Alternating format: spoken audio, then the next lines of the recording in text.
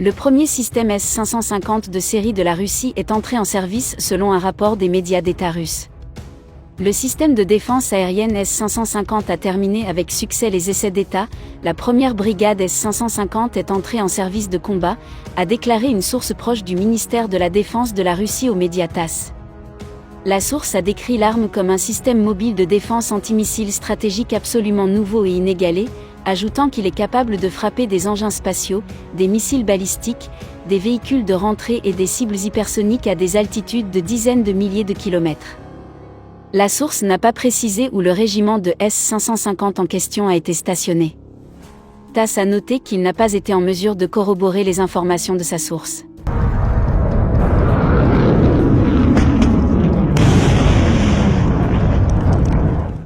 La nouvelle semble s'écarter fortement des projections précédentes, un article antérieur de TASS rapportant que le système devrait être livré en 2025. Le ministre de la Défense, Sergueï Shoïgou, a révélé l'existence du S-550 lors d'une conférence du ministère de la Défense le 9 novembre. Le chef de l'État a mis l'accent sur l'importance de faire progresser le développement de systèmes nationaux de défense aérienne et antimissiles et sur la fourniture de S-350, S-500 et S-550 aux forces armées, a déclaré Shoïgou.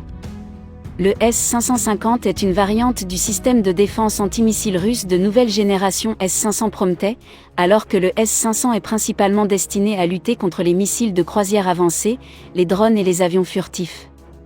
Le S-550 serait spécialisé dans la lutte contre les missiles balistiques intercontinentaux et les menaces spatiales.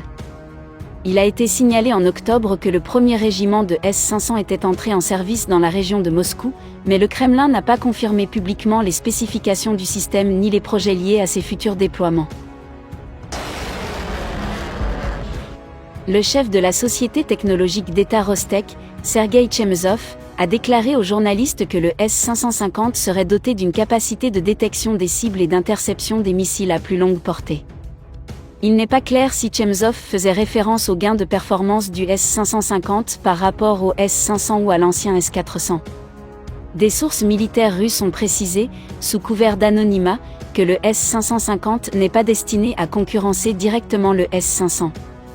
Le système S-550 ne remplacera pas le S-500 car il n'est pas plus avancé que son prédécesseur, il s'agit même d'une version légèrement plus légère. Les objectifs de combat du nouveau système seront différents de ceux du S-500 Prometei. Au contraire, le S-500 et le S-550 sont tous deux destinés à renforcer le réseau échelonné de défense aérienne ou antimissile de la Russie contre les menaces les plus récentes et les plus sophistiquées.